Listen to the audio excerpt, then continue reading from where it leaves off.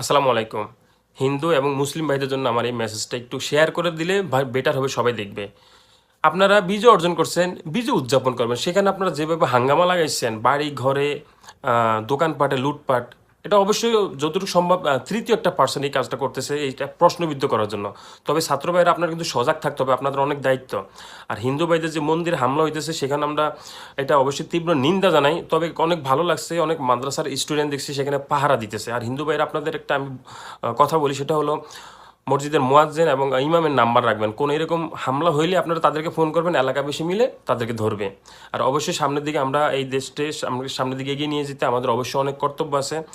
আর যারা পার্সোনালি সমস্যা থাকে তাদেরকে এইভাবে বাড়িতে লুটপাট, বাড়িতে মানে হামলা, এগুলো কিন্তু ঠিক না। ওইখানে অনেক বাচ্চারা থাকে, মা বোনরা থাকে। সব কিছু ভুলে গিয়ে ক্ষমাকারীকে আল্লাহ পছন্দ করেন, অথবা আপনিও ক্ষমাশীল হয়ে যান, কাঁধে কাঁধ মিলে চলেন। জাকারিয়া পানি